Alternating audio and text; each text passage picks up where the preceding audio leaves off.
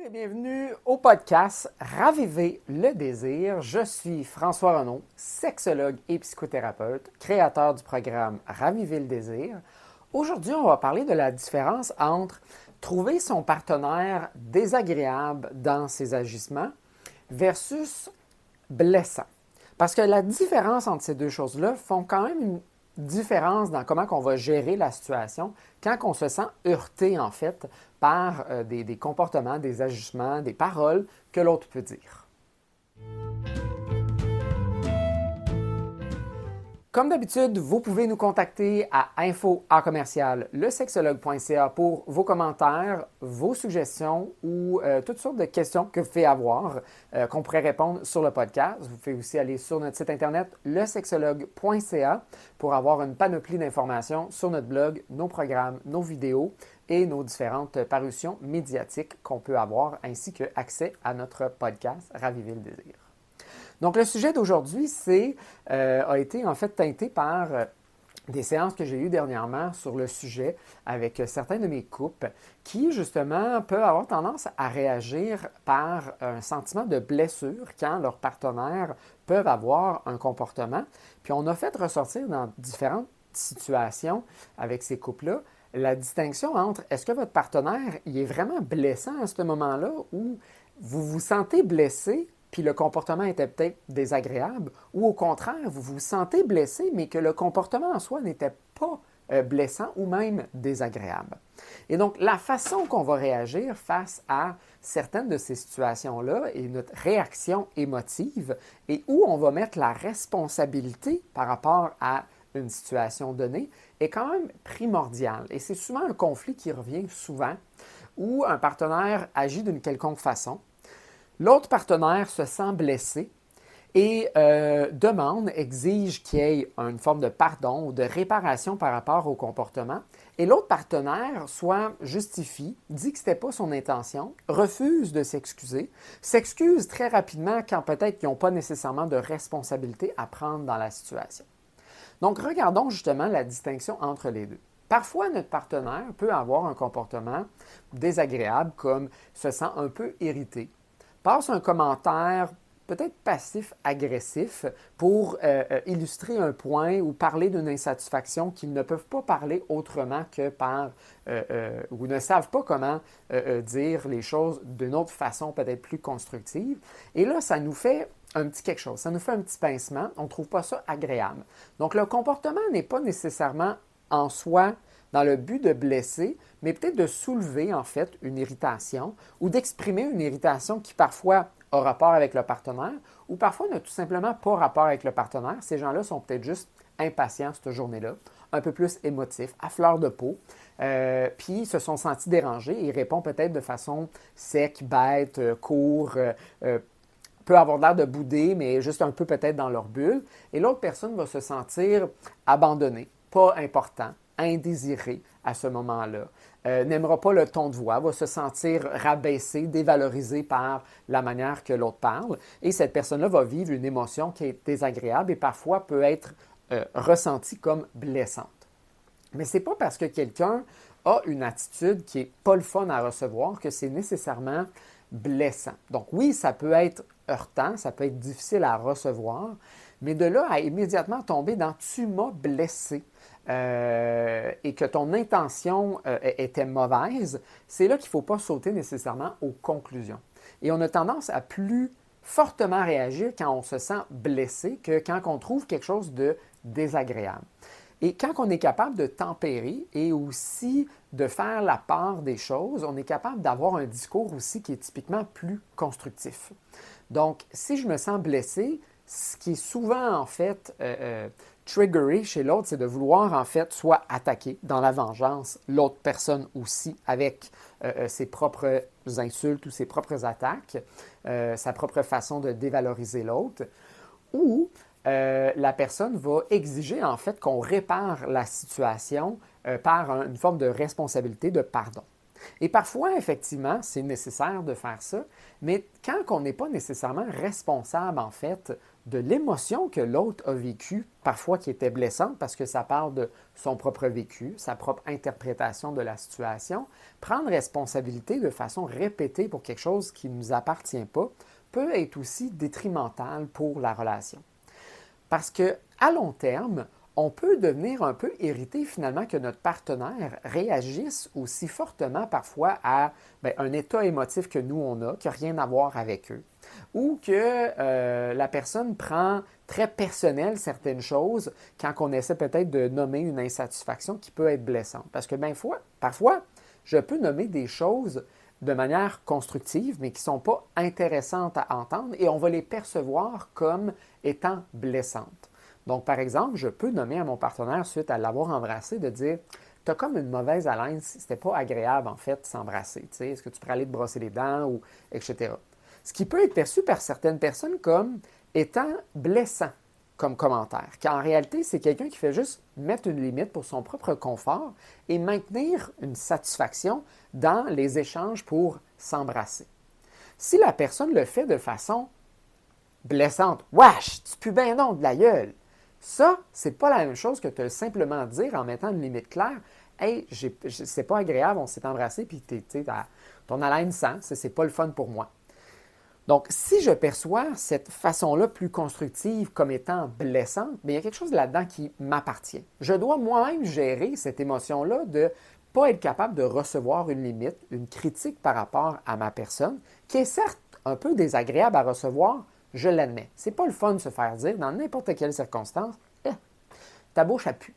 Mais si je le fais d'une façon constructive, il faut que je regarde l'aspect de je veux améliorer notre relation, je veux améliorer nos interactions. Je ne suis pas là pour te diminuer, te rabaisser. Donc, la personne ici qui se sentirait blessée face à un commentaire qui est certes peut-être désagréable, mais qui a été fait de façon constructive, il faut être capable de faire la juste part des choses, puis arrêter de peut-être juste regarder notre nombril, puis notre ego, notre fragilité, s'auto-réconforter face à ça, puis faire comme, je peux comprendre que c'est pas agréable d'embrasser quelqu'un qui a une mauvaise haleine. Je peux aller me brosser les dents, passer par-dessus ça, puis c'est pas la fin du monde.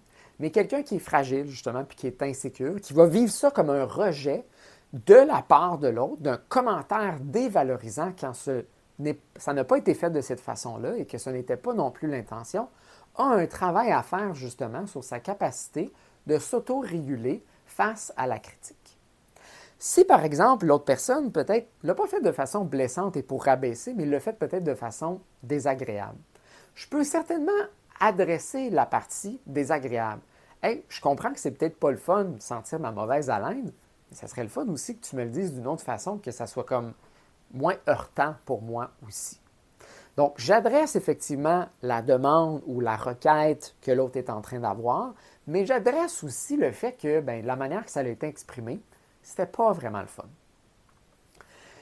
Inversement, quand la personne, justement, qui exprime quelque chose, soit de façon désagréable ou même constructive ou de façon blessante, doit aussi être capable d'accueillir l'émotion que ça le fait vivre chez l'autre personne. Accueillir ne veut pas dire prendre responsabilité. Ça, c'est une distinction aussi qu'il faut faire.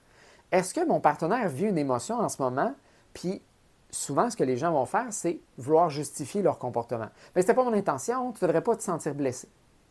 Ce qui vient un peu nier, minimiser la réaction naturelle qui s'est présentée chez cette personne-là. Et donc, plutôt que de vouloir nier, on peut faire comme « Oh mon Dieu, hey, je suis désolé que tu vis ça », puis de démontrer une forme de curiosité de « Mais pourquoi peut-être ça te blesse cette situation-là?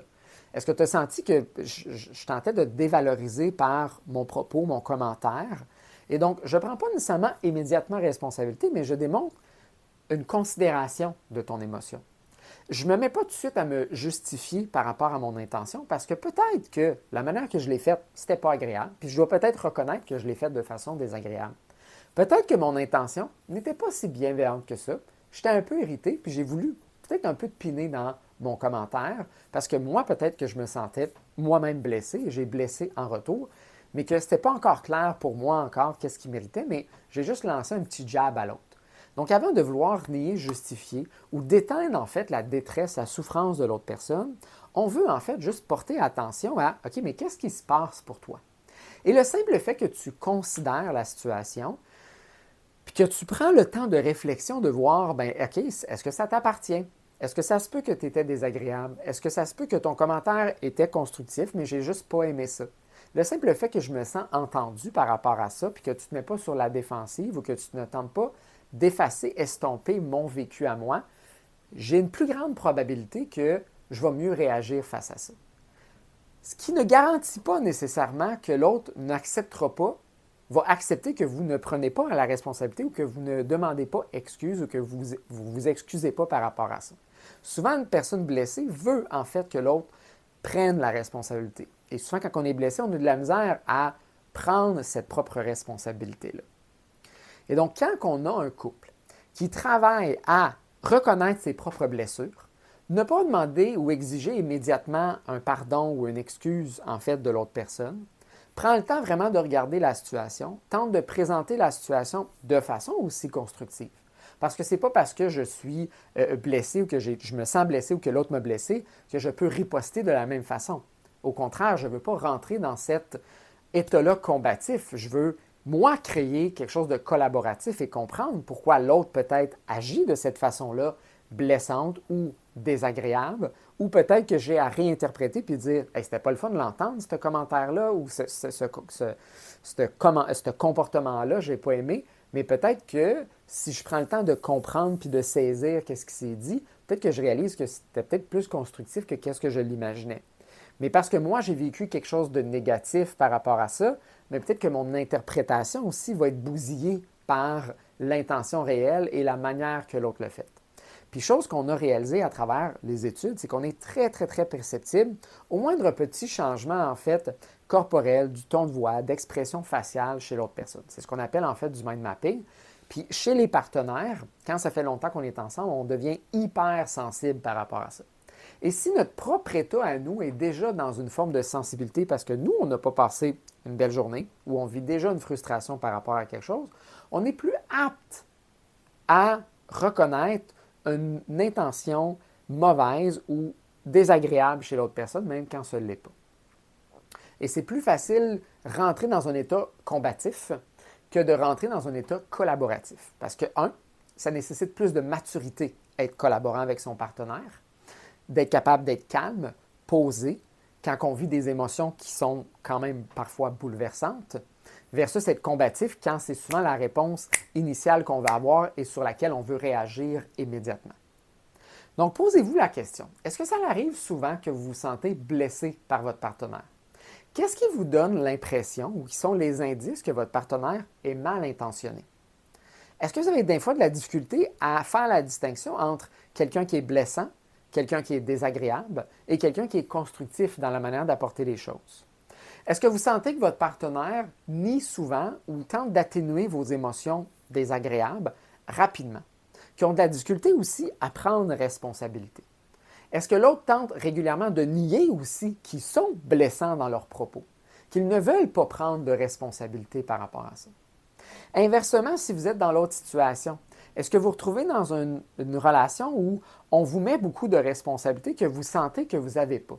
Est-ce que vous avez vraiment pris le temps de réfléchir à « mais ça se peut-tu que j'ai des intentions malveillantes envers mon partenaire? » Ou est-ce que je nie immédiatement cette possibilité-là? « Ben non, je t'aime, je ne te ferai pas ça. » Malheureusement, même si on est en amour avec quelqu'un, on n'est pas toujours bienveillant à leur égard. Et les gens qui nient ça, cette possibilité-là justement d'avoir des mauvaises intentions avec leur partenaire, ce sont les couples ou les gens, en fait, les clients que j'ai, qui sont le plus difficiles. Ce ne sont pas les gens qui sont malveillants qui sont les problèmes, c'est les gens qui nient et qui veulent faire semblant qu'ils ne le sont pas et qui tentent d'implanter la fausse idée en thérapie qu'ils ne sont jamais malveillants.